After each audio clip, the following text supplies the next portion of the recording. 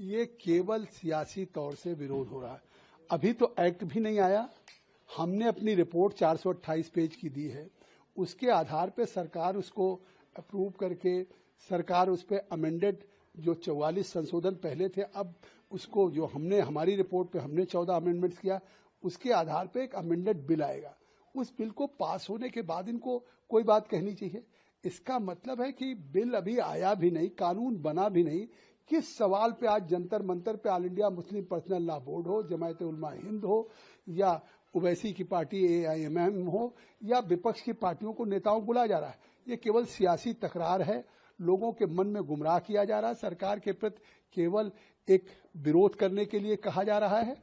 अन्यथा ये कानून जो सरकार लेकर के आई थी और JPC को सुपुर्द हुआ था, वो एक बेहतरी के लिए। लोग कह रहे हैं जंतर मंतर में बैठ के साहब हमारे अख्तियार DM को दे दिया जाएगा। कहीं नहीं DM को। अगर कोई डिस्प्यूट होगा वक्फ की प्रॉपर्टी के साथ और किसी का चाहे किसी सरकार के साथ या किसी और के साथ, अब DM को अधिकार नहीं होगा। DM से ऊपर चाहे कोई राज्य सरकार का सेक्रेटरी होगा, कमिश्नर होगा। और यहां तक कि ट्रिब्यूनल में अगर कोई एग्रीव्ड है तो उसको हाई कोर्ट सुप्रीम कोर्ट जाने का उसको अवसर मिलेगा। और बेहतर कानून बनाया जा रहा है। इसके बाद भी मुझे तो आश्चर्य है कि किसी एक सवाल को तो बता दें कि इस हमारी रिपोर्ट में उनके हितों पे कुठाराघात होगा या हमने ऐसा कोई प्राविधान किया है जिसपे वो सवाल उठा करके देश को गुमराह कर रहे हैं कि साहब मस्जिद और खानका कब्रिस्तान ये चली जाएंगी।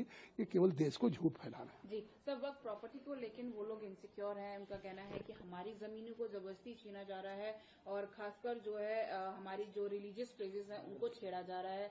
और साथ ही ये भी है कि किस तरह से हम लोग को जो है दबाया जा रहा है। और उन्होंने बोला अगर हमारी मांगे नहीं पूरी होती हैं तो शाहीन बाग या जो और प्रोटेस्ट हुई है CAA को लेकर इस तरह की प्रोटेस्ट की जाएगी। देखिए, वक्फ की जमीनों को कोई छीनने नहीं जा रहा है। वक्फ की जमीन को तो अगर कहीं खुर्द-बुर्द किया जा रहा है, बेचा जा रहा है तो उनके मुतवल्लियों के द्वारा।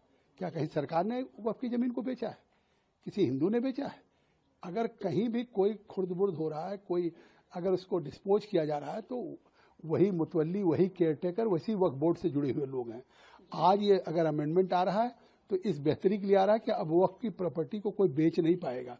वो रजिस्टर्ड होगी, वामसी पोर्टल पे होगा। उसका लाभ गरीब, पसमानदा बच्चों, अनाथ, विधवाओं को मिले। और ये कहना कि अगर ये कानून पास हो गया तो शाहीन बाग बना देंगे, इस तरह की धमकियां तो पहले भी आई। जब आर्टिकल 370 35A हो रहा था तो ऐसी धमकियां आ रही थी कि जम्मू कश्मीर में खून की नदियां बह जाएंगी। लेकिन आज दुनिया का सबसे फेवरेट डेस्टिनेशन हो गया जब गृह मंत्री जी लेकर के सदन में आए थे और पास हुआ मोदी जी के नेतृत्व में। आपने देखा कि 3 तलाक था, उस समय भी इसी तरह जंतर मंतर पे विरोध हो रहा था। यही लोग थे। और आज अल्पसंख्यक महिलाएं आज उसका किस तरीके से सिक्योर हुई हैं। तो जिस तरह से महिलाओं के उनकी जिंदगी को, हक हकूक को सिक्योर किया गया, अब वक्फ की प्रॉपर्टी को भी सिक्योर करेगी सरकार।